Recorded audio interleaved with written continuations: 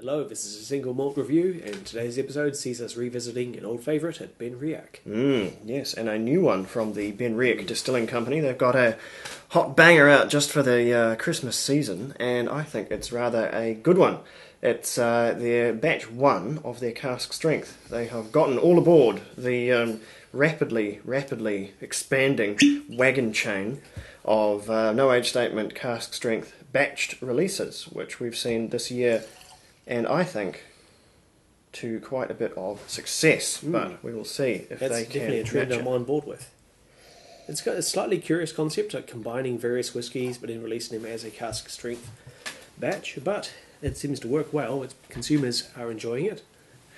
We're certainly enjoying it. It's sort of, I think, a bit inevitable.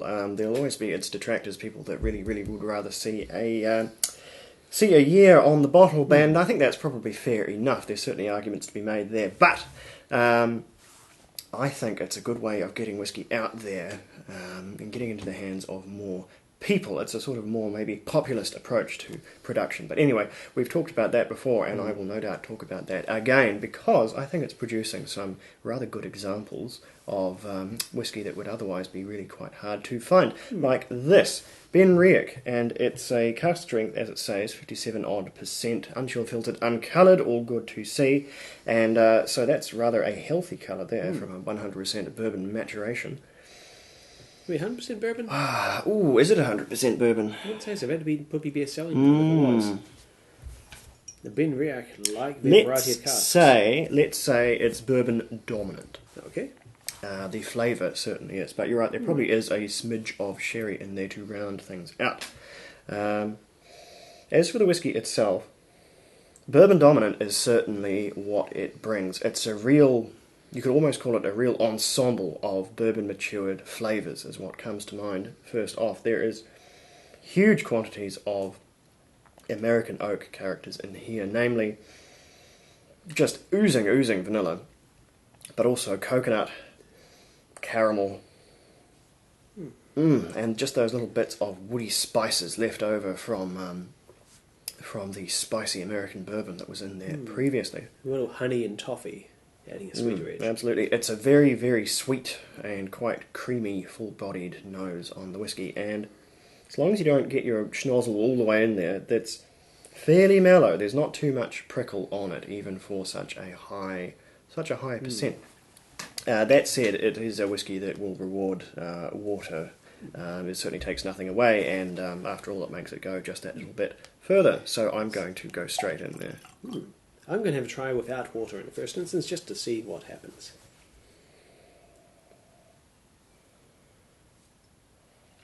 How's it treating you at full strength? It's very rich, fiery, but not as much of a bite as you might expect from something that's a full 57.2% ABV. There's good prickle up sinuses, good hits of clove, a little bit of ginger, cinnamon, quite a spicy dram. A lot of those very heavy bourbon characters you mentioned. Plenty of vanilla, plenty of wood, but a good smooth, sweet creaminess as well. It's not as drinkable as, say, readily drinkable as say, a bourbon at the same strength would be. It is naturally a bit harsher on the senses as you tend to get with Scotch. But it's still... And that addition of water has really freshened mine up. There's sort of more Speyside fruits in there now that it has that bit more space to breathe. It's a much fresher and slightly more vibrant character on the nose. I'll see what's on the palate though. We'll get a little more water. There we go. Should do it. It's just a hint of cloudiness starting to come in now. Not as much as you might expect. It hasn't altered the transparency all that much. But let's see. With water, that's quite a lot fresher, juicier on the palate. It's got a little bit of zing to it now. Some fruits coming through. They're still quite mellow fruits, soft fruits, white-fleshed, and a lot of stone fruit coming in as well. Peaches, apricots, tangerines, a bit of a less harsh citrus, and those white summery. The dominant flavours are still very much that bourbon cask. There's still an awful lot of vanilla, still an awful lot of caramel toffee. The coconut is less evident with the water. It's turned into more of a coconut ice kind of a thing. If you're familiar with that particular confectionery, it's a very, very sweet coconut fudge almost. It is not a complicated whiskey. And it's probably not a particularly old whiskey. I mean, if it was, it would probably have a number on the bottle and would be twice the price. But it's a very confident whiskey. It does what it's aiming to do quite effortlessly, I think. It's an excellent showcase for a lot of Benriach's more quintessential flavours, characters, and attributes. It's very, very smooth, despite its young age. So I think it is. Was I to make a guess at the age, I think there's the majority of probably between 6 and 8 year old whiskey in here, forming the body with a very precise amount of top dressing on top. Maybe 12, 15 year old whiskies put in there to round things off. That's maybe where some of the sherried whiskey was applied, up there in the higher aged spectrum. One, because young sherried whiskey is normally pretty rough and to be avoided, if you ask me, and also because that's when it does get older, when it does get nice and mature like that, it can have a really, really good effect of rounding off the nose and the palate of younger whiskies, which I think it really is doing here. Well, it's worth noting this is their first Cask Strength batch like this, and with other distillers who have tried the Cask Strength batches, often the second batch may be a wild departure from the first. There's a good kind of an evolution from one batch to the next. So it'll be interesting to see where Benriach go with this. It really does depend, even within the same company, because of course way back ago, the Benriach company, who also owns Glendronach, brought out their Glendronach Cask Strength batched releases quite a number of years ago now, and we had a look at those, and although I don't think we caught up with their very, very first release, it wasn't all that popular. People didn't really like it. So that was a case of the batch one being a bit iffy, and then the product sort of coming right over subsequent batches. But it can happen the other way. I've noticed that with some no age statement batched releases, batched one is often the best because a little bit more love and usually a little bit more expense goes into making it, so it's a good debut. And then once they've got a popular product, sometimes the quality can drop off. And that's always a danger with something, with a no age statement product like this, where what's in it can shift markedly, and there's really no way of knowing because you get slightly less information on there. But that's why it's so important that it says batch 1 to whatever, so you can at least shop between those.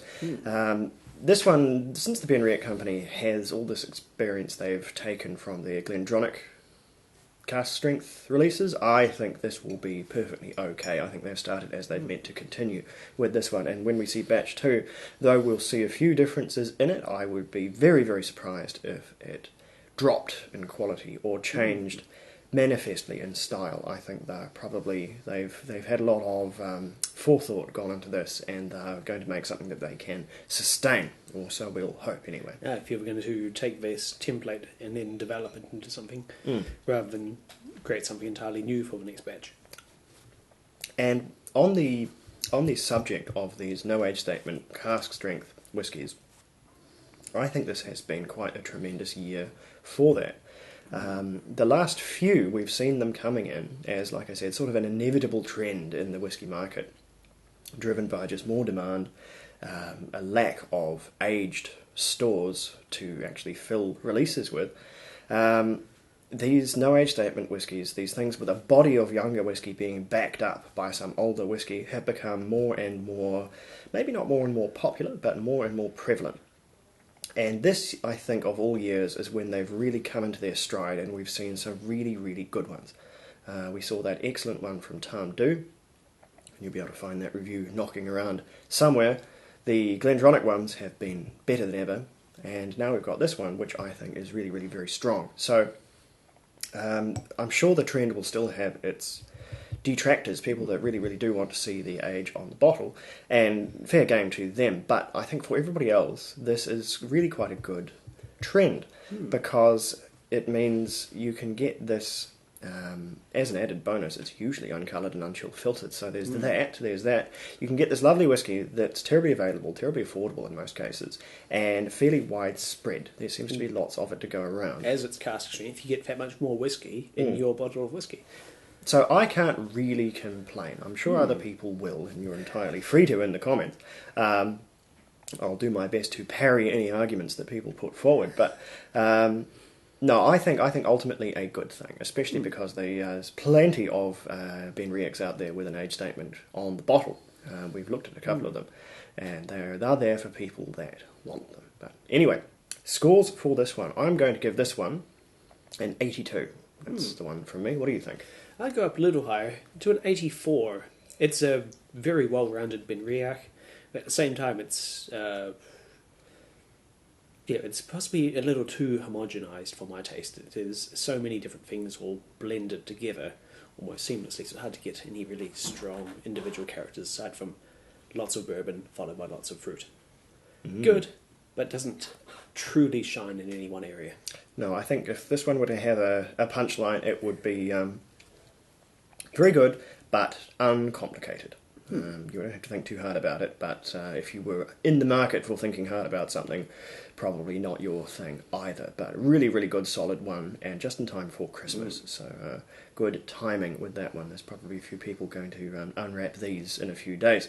Anyway, on to the next. We'll see what else we've got for you. In the meantime, do keep safe and have a good Christmas, although I'm sure this won't be our last video before Christmas. We might do a bit of a Christmas special for you if we have the time. At any rate, keep safe, Sludger.